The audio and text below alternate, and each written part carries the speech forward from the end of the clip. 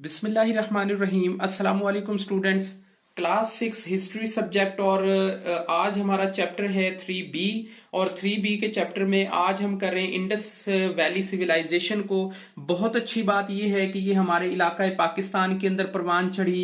इस तहजीब के ज्यादातर जो असरात हैं वो सिंध में मोहनजोदाड़ो और पंजाब के अंदर दरियाए रावी के किनारे हड़प्पा जो इस वक्त डिस्ट्रिक्ट साहिवाल के करीब है वहां पे इसके काफी आसार मिलते हैं। इसके अलावा इसके साथ साथ जो है मगरबी जो भारत है जो पाकिस्तान की बाउंड्री के साथ लगता है, जैसे राजस्थान है, भावलपुर के कुछ इलाके थे, मोहनजोदाड़ो का था, लाड़काना के थे, मेहरगढ़ का था, सखर के थे।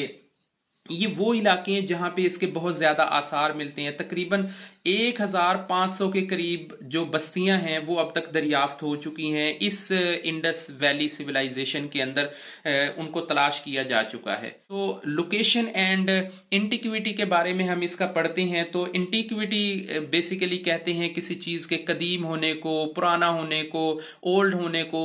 यानी इससे पहले जो हमने इंसेंट सिविलाइजेशन को पढ़ा, अब इंसेंट का साइनोनियम्स ऐसी है जैसे ये इंटिक्विटी है। तो इसका मतलब ये कदीम होएगा कि ये कितनी पुरानी है। हम इस पैराग्राफ के अंदर ये पढ़ेंगे कि ये how much old it was, और ये पढ़ेंगे कि इसकी लोकेशन कहां पे है। मैंने इंट्रोडक्शन में आपको बताया कि ये इसकी जो लोकेशन है वो हमारे दरियाए सिंध के करीब थी। दरियाए सिंध के साथ साथ ये मगरबी हिंदुस्तान के अंदर भी है। इसके कुछ आबादकारी के निशानात जो हैं। दूसरा, एंटिक्विटी के बारे में अगर हम पढ़ते हैं तो ये सिविलाइजेशन जो है इसे हम तीन जो पीरियड्स हैं उनके अंदर जो रीड करते हैं। सबसे जो पुराना पीरियड है वो ऑलमोस्ट शुरू होता था 2500 कबल मसीह में, और ये चलता था 3800 तक के लिए। मतलब इसके इन बिटवीन जो है ना ये टाइम चलता था। अब हमने यहां पे ये रीड करना है कि the Indus civilisation takes its name from the river Indus, कि ये जो नाम इसे मिला ये दरियाए सिंध की वजह से इंडस वैली सिविलाइजेशन का मिला। वेयर द सिविलाइजेशन, जब ये जो तहजीब है emerge along it's fertile bank, यानी ये परवान चढ़ रही थी, ये बेहतर हो रही थी, इसमें इसमें इजाफा हो रहा था। तो ये along the fertile bank of the 5000 years ago, यानी 5000 साल पहले की बात है कि दरियाए सिंध के किनारे पर, चूंकि जैसे हमने रिवर नील को पढ़ा, जैसे हमने इफारेट और टाइग्रस को पढ़ा, दरिया अराफात और दरिया दजला को, इसी तरह से यहां पे भी जो आबादकारी है वो इस फर्टाइल सिल्ट की बदौलत हो रही थी। यहां पे भी जो ये जो इसकी सरजमीन है वो बड़ी रिच थी एग्रीकल्चर के लिए। The river Indus flow across Pakistan, की जो दरियाए सिंध है वो बहता है। फ्लोज मतलब होता है बहना, किसी का क्रॉस होना। अक्रॉस द पाकिस्तान यानी पूरे पाकिस्तान से ये गुजर के जाता है। From the Himalayas in the north, यानी हमारे नॉर्थ में जो नॉर्दर्न एरियाज हैं, आप बेहतर जानते हैं कि जैसे नारान का गान है, आप लोगों ने बेहतर से नाम सुना है। इसी तरह से स्कर्दू का एरिया है, यानी उस एरिया से जो कोहे हिमालय है वहां से ये निकल के आता है। And the Arabian sea in the south, और हमारे साउथ की तरफ ना अरेबियन सी दरियाए जो समुंदर है, बहरे हिंद है, उसके अंदर जा गिरता है। यानी ये पाकिस्तान में दरियाए सिंध बहता है, हमारे नॉर्थ की तरफ से शुरू होता है और हमारे साउथ की तरफ ये चला जाता है अरेबियन सी में। It is located in present day, और ये आज के जो मौजूदा जो लोकेशन है इसकी पाकिस्तान में है। और नॉर्थ वेस्ट इंडिया के अंदर भी इसके कुछ हैं, जैसे मैंने अभी आपके सामने राजस्थान का नाम लिया जो कि नॉर्थ वेस्ट लोकेशन बनती है उसकी। सो अब लोकेशन का हमारा कंसेप्ट क्लियर हो गया कि भाई इसकी लोकेशन आती है दरियाए सिंध के साथ, और दरियाए सिंध पाकिस्तान पूरे में फ्लो करता है, नॉर्थ से चलता है, साउथ तक जाता है। इसके साथ साथ ये हमारे नॉर्थ वेस्ट इंडिया के अंदर भी इसके कुछ आसार मिलते हैं। इट एक्सक्वेटेड सिटीज ऑफ मोहनजोदाड़ो, यानी जो इसकी खुदाई के बाद जो मिले जिनसे आसार मिले वो शहर मोहनजोदाड़ो है। द लोअर इंडस प्लेन्स इन सिंध के जो नीचे का जो निचला मैदानी इलाका था दरियाए सिंध का उस तरफ है। और हड़प्पा जो जाउदरन पंजाब के अंदर है, साहिवाल, जैसे मैंने आपको जिक्र किया कि स्टार्ट में साहिवाल के करीब इसका मोहनजोदाड़ो का इलाका पाया जाता है, ये वहां पे है। Starts as agriculture settlements around 3000 BC on bank of the mighty Indus rivers. तो जो बड़ा दरिया था, दरिया सिंध हमारे पाकिस्तान का सबसे बड़ा दरिया भी है, उसके किनारे ये आबाद हुई और वहां पे ये फली फूली है।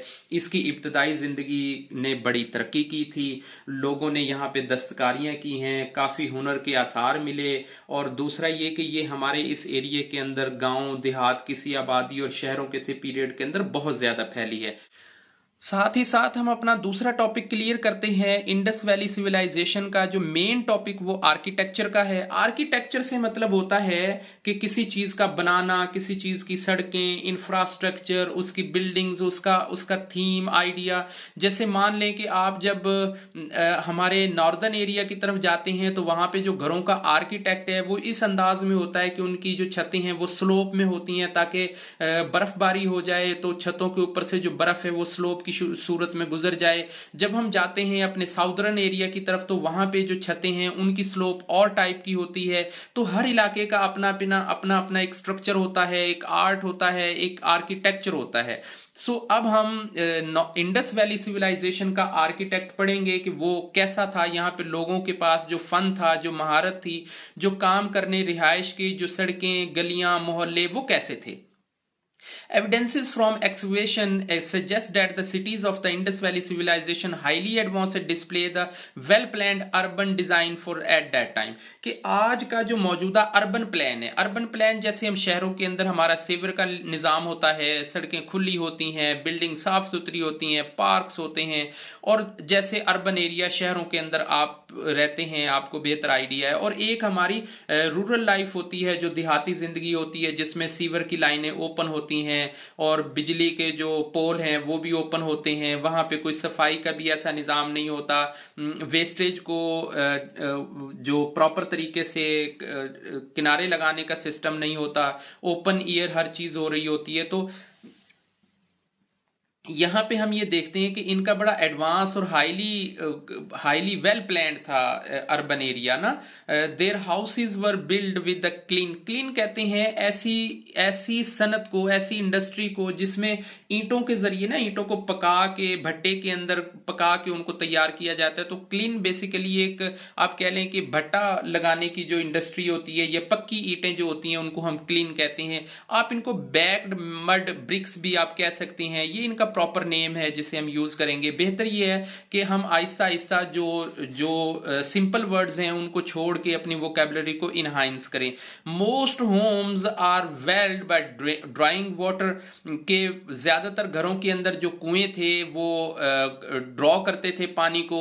Each house is also connection with the main drainage canal of the settlement, के हर घर को किसी ड्रेन के जरिए, किसी कनेक्शन के जरिए जोड़ा गया था कि वो मेन ड्रेनेज जो है जहां पे सारा पानी इकट्ठा होता है वहां तक वो चली जाए। The houses drain were connected with the road drains, के घरों की जो कनेक्शंस हैं वो रोड में बने हुए, जैसे अपने इलाकों में घरों से जो पानी निकलता है वो एक मेन गटर लाइन में जा रहा होता है जिसे हम मेन सीवर लाइन कहते हैं। और वो जो मेन सीवर लाइन है वो किसी बड़े एरिया में किसी जगह पे डंप हो रही होती है। तो बिल्कुल ये स्ट्रक्चर उनका इसी तरीके से था कि this extensive drainage system empty into the large underground area. Extensive कहते हैं शानदार को, वसी को, बड़े बेहतर को। वसी पैमाने पर ये जो ड्रेनेज का निजाम था ये उनको आगे मजीद किसी बड़े अंडरग्राउंड में ले जाता था।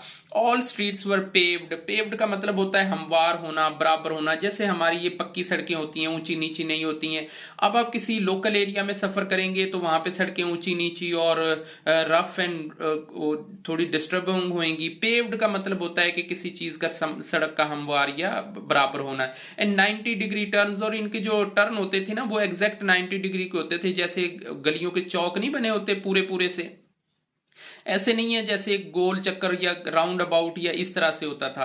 देर देर Their granaries and government offices were built in the center of the city। और जो इनकी ग्रैनरीज होती थी जहां पे ये अपना गल्ला, अपना खाना, अपनी चीजों को स्टोर करते थे, वो होती थी बिल्कुल सेंटर में, वो बिल्कुल मिड में होती थी। और इनके जो गवर्नमेंट ऑफिसर्स के जो हाउसेज, जो ऑफिसेज होते थे, वो सेंटर में होते थे। The city is also high wall and protected the settlement of invaders, के जो बाहर से आने वाले जो लोग थे, जो हमलावर होते थे, उनसे बचने के लिए इन्होंने बाउंड्री वॉल भी की हुई थी। ये भी इन्होंने सीखा हुआ था, जो कि इससे पहले वाली जो सिविलाइजेशन थी, हमने देखा कि उन्होंने आहिस्ता आहिस्ता अपने आप को मूव किया, लेकिन यहाँ पे वो बाउंड्री वॉल वगैरह हमें पहले से मिली है। नेक्स्ट बड़ा अहम टॉपिक है एग्रीकल्चर का। एग्रीकल्चर बेसिकली ज़राअत है। अब आपको बेहतर पता है, माशाल्लाह आप लोगों ने इतना पढ़ लिया है कि जो इंसेंट सिविलाइजेशन इजिप्ट थी और जो इफरेट और टाइग्रिस थे, इसी तरह से ये रिवर नील चूंकि दरिया के किनारे थे, तो पानी की वजह से जो एग्रीकल्चर का सिस्टम था वो बड़ा अच्छा डेवलप हुआ था यहाँ पे भी। The people of the Indus Valley were mostly formed the grew rabi winter, यानी फसलें रबी ऐसी फसलों को कहते हैं जो सर्दियों के अंदर हो रही होती है, और खरीफ की फसलें वो फसलें होती है जो समर के अंदर हो रही होती हैं। अब रबी के अंदर आप देखें कि सर्दियों में हमारे इधर चावल हो रहे होते हैं, और खरीफ के अंदर गर्मियों में हमारे इधर गंदम हो रही होती है। तो ये फसलें रबी और फसलें खरीफ जो है ना, ये दो फसलों के नाम है, एज ए कलेक्टिव नेम आप इनको कह सकते हैं। तो ये काश्त की जाती थी। अब ये आपने ये नहीं समझ लेना कि रबी किसी फसल का नाम है, जैसे बाजरा होता है, जैसे चावल होता है, जैसे गंदम होता है। नहीं, ये एक कलेक्टिव फसल है, एक मौसम का नाम है, जिसमें जो फसलें होंगी वो रबी की फसलें कहलाएंगी, और जो दूसरे मौसम के अंदर फसलें होंगी वो खरीफ की फसलें कहलाएंगी। There were able to grow food abundance of the surplus amount was store in granaries, के ये बड़ी अच्छी तादाद में अपनी फसलों के अंदर से फूड तैयार कर लेते थे, और उनको ग्रैनरीज में भी स्टोर कर लेते थे, जो सरप्लस हो जाती थी ना, जो इजाफी हो जाती थी। There were possible due to the availability of water, और ये सब कुछ इस वजह से मुमकिन था कि यहाँ पे पानी अवेलेबल था, गुड टूल थे काम करने के लिए, अच्छे से टूल मौजूद थे, और फर्टाइल लैंड मौजूद थी, यानी तीनों सोर्सेज मौजूद थे।